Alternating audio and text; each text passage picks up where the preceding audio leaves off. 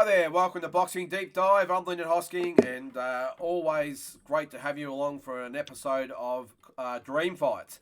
And we've got a rip-roaring one for you again tonight. I'm really excited about this one. It's a pity there's only a couple of us here to discuss it. But like always, Tassie, the show must go on.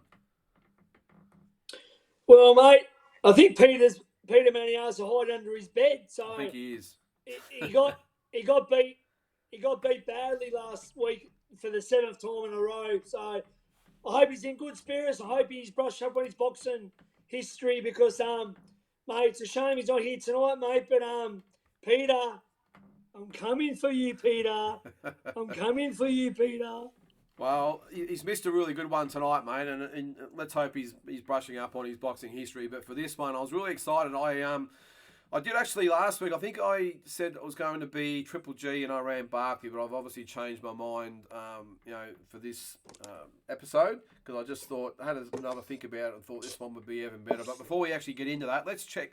Seems like a lifetime ago, but we had Felix Trinidad and Terry Norris was our last dream fight that we did. Let's check out the Instagram poll, and you can see there 73% went for Felix Trinidad over Terry Norris, and I think out of those 73% that went for Trinidad, nearly all of them went by KO. There's only a few that went by point. So does that surprise you a little bit, Tassie, or were you about 73% is about right? Yeah, I mean, look, I don't know like the viewers and that whether they're big like Terry Norris. Like Trinidad's a bit more recent. Yeah. I don't know if they know how good Norris was, even though I had Trinidad, but probably not that wide margin. I probably think he deserves a bit better than that. But yeah, but either or. Yeah, no, I'm with you. I actually, I think we all went for Trinidad in the end, but actually no, I think Pete might, or one of them might have went with Norris. But anyway, we both went for Trinidad, and each to their own, I suppose. No, Pete wasn't there, wasn't it, Mike? It might have just been Mike actually. Mike might have went for Terry Norris, I think, in the end. Yeah. But anyway, so he's not here, so we can rubbish him all we want. So, but really excited. No, we don't rubbish Mike. We just rubbish not Mike. Peter. No, we won't rubbish Mike. Yeah, no. Mike's the saint. He's the guru, that's for sure. He's a walking encyclopedia. Peter's a great bloke, but Mike's a saint. He's the saint. All right, let's get on to this week's episode, mate. Excuse me. As I said, I was going to be bringing in Triple G and I ran Barkley, but I've done this one instead. It is Gennady Golovkin against the Dark Destroyer, Nigel Benn. So, Tassie, Are you with me? This one, I think, would be even more explosive than a Triple G and I ran Barkley fight. Yeah, I do too, mate. Wow. Hang on, at what weight? It'd be middleweight. Yeah. So, do you reckon we have to be super middleweight? Because, I mean, Ben was middleweight at one stage. No, middleweight's fine. Yeah, middleweight's fine. Yeah. I know the WBC regard Ben as the greatest super middleweight in WBC of all time, but no, this is fine, mate. 100%. Yeah. So he held a belt, Ben, at middle. I think, didn't he have the WBO? Didn't he? I can't actually remember. I should know that. Where's Mike when you need him? He's in some African country. Yeah, because we went over this when we did his classic fight with Chris Eubank, and I can't remember whether it was Eubank held the middleweight title or it was Ben. But either way, this is at middleweight. And either way, I don't think whether it matters it's middleweight or super middleweight. I think there'll be fireworks from the first bell to the last. What do you think? 100%. This is a ripper, mate. Absolute ripper. All right, let's get into the record firstly of Triple G. No, yeah. WBO middleweight title we held, Ben. Okay. All right. There you go. All right. So, see here, Gennady Golovkin, 42-1, one draw, 37 KO, still going, obviously. You can see there the three titles won, the WBA, WBC, and IBF middleweight titles, all won at different times between 2010 and the current day. Biggest fights there, you can see there, all world title fights. You pick out a couple there, mainly the Alvarez fights, I suppose, and Jacobs and Cal Brook, even though David Lemieux was pretty good in his time as well. So that's Triple G. So Tassie, Triple G, thoughts of his career? Amazing career. I'm an amateur standout. Silver medalist at the Olympics in 2004 Athens. Turned pro. I think he was in Germany early days before he broke into the US market. But a legendary Kazakhstan fighter. They're great. They produce great fighters, and yeah, mate. Look, he's had a lot of defences as a middleweight. He started knocking everyone out, demolishing some very good fighters, and he's still reigning today to this very day. He's still got 2 belts, IBF, WBA, and besides the draw and the loss to Canelo, he's been untouchable. I mean, they've touched him, but he's beaten everyone. So do you think? Do you think he had a little bit of the, up until he fought Alvarez, of course? Do you think he had a little bit of the Hagler situation about him, where he had a lot of defences but didn't really have that big name to really prove himself against? Couldn't have said it any better, Lyndon. Look, it's hard in eras. You're only as good as who's around you, but David Lemieux, Gabe Rosado, these are guys we're not going to talk about in years to come. So he beat everyone in front of him, but I mean, really, he didn't move up the super middleweight to fight Ward. He didn't really dare to sort of do anything. I'm not saying you don't have to move up, but in recent years, given Manny and Canelo, I mean, the Ward fight was there. Ward would have been wrong for him. Yeah. But this guy here, Matthew Macklin, besides Canelo, mate, you'd be struggling to find a marquee name. Yeah. So, yeah, yeah. So, I mean, look, end of the day, you can only fight who's around. I know, he did fight Daniel Gill, your mate. He fought him at one stage, but Daniel, you could probably say was way past his best. 100%. And apart from that, as you saw on his resume there, he beat Lemieux, who, he was a tough fighter, but yeah, he didn't actually obviously fight Canelo until Canelo went up to him, but it would have been great. I'm sure there was the Cottos around the time who we could have fought. I'm pretty sure, obviously, Roy Jones Jr., all that were well and truly gone by the time he came, but... Yeah, Cotto would have been bad.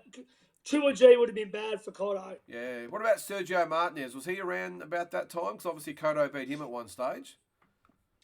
So, Martinez got his biggest win over Chavez Jr. Then Cotto beat Martinez, and that ruined him, and he hurt his knee as well. His knees were bad. Yeah. So he might have been able to sort of fight him. I don't really... Triple G probably wouldn't be as big then, but look, I think if he really wanted to test himself, go up and fight Andre Ward. I think Ward was all bad for Triple G. Yeah. But look, either way, I mean, he really earned a really fearsome reputation, didn't he? You can see him here fighting Daniel Gill, of course. And I've never actually seen this before, mate, where he actually copped a beautiful punch as he was throwing his own. So he knocked out Daniel Gill while getting punched in the face, which is something you don't see very often. Yeah. But look, matey, he was a second destroy sort of guy, but he had a good left jab as well. And, and he did have the amateur pedigree. And he beat all he had to beat. Yeah. The Canelo first one was, obviously, some say controversial, the draw. I thought Canelo fair dinkum won the second one. Yeah, I do. But yeah, look, mate, he's a great. He's got to be down as one of the greatest middleweights of all time. Yeah. He's a legend. I believe guys like Hopkins would have been bad for him, and Ward, and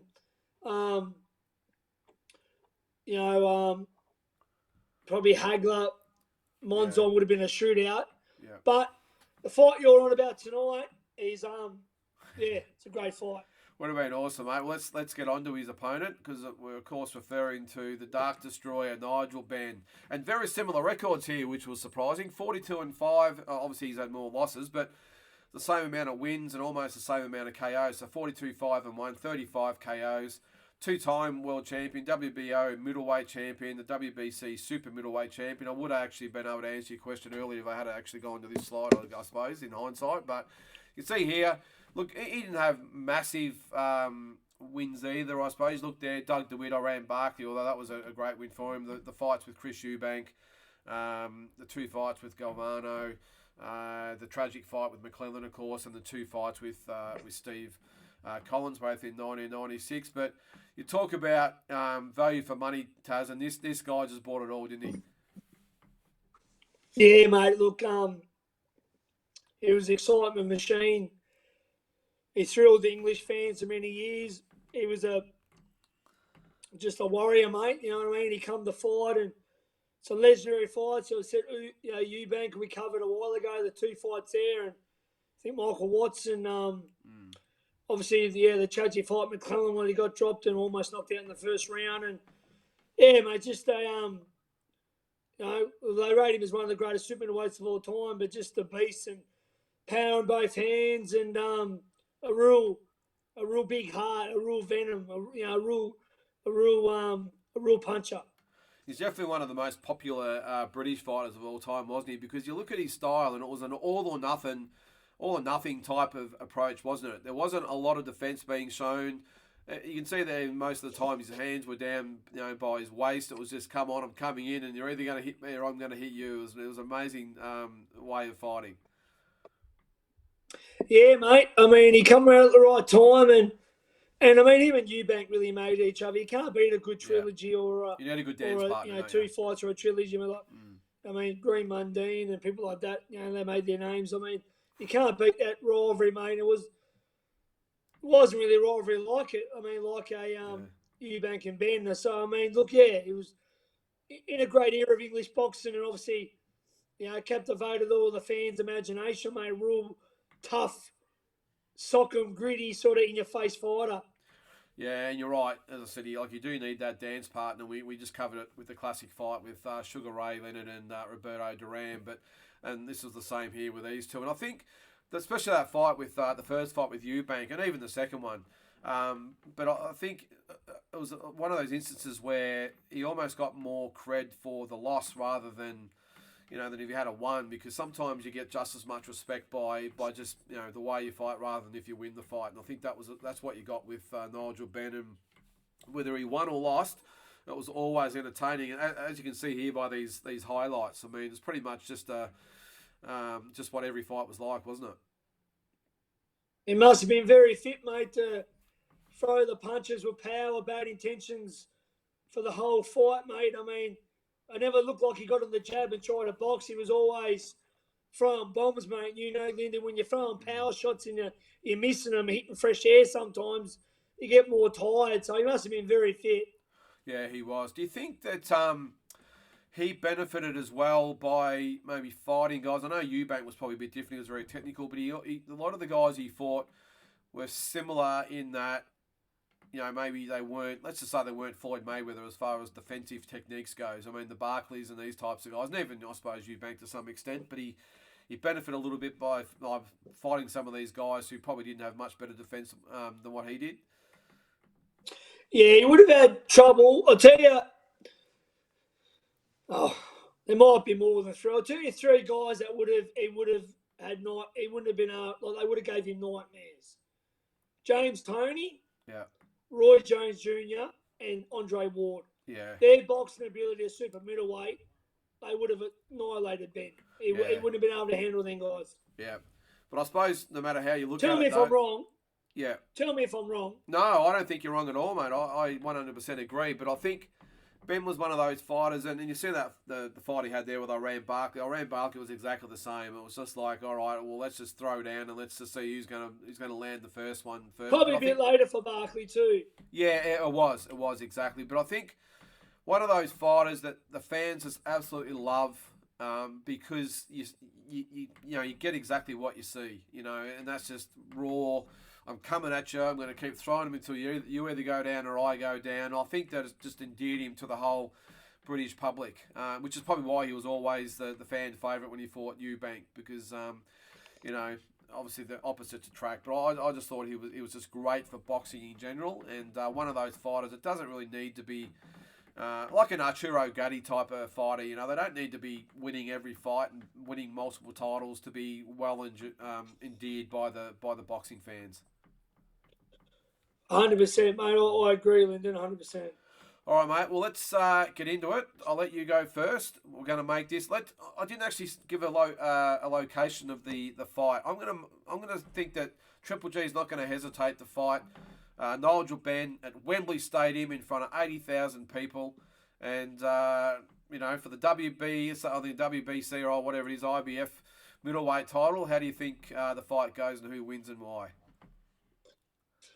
Styles make fights, and I just feel like Triple G has just got a few things better than Ben. I think he's got the left jab, having that good amateur background, having that great power to the head and body. I think Ben will come out like he does and try and attack Triple G. He might have Triple G, backed up a bit early. I think Triple G is just constant left jab and those solid shots. I think Ben being a bit gun ho. I think Triple G breaks him down, hurts him, and probably stops him in 8. Okay. Yeah. All right. Styles make fights. Yeah. I just think Ben's a bit reckless for Triple G, and Triple G, we said we might not have had some of the names on his thing, but I still think he would handle himself well.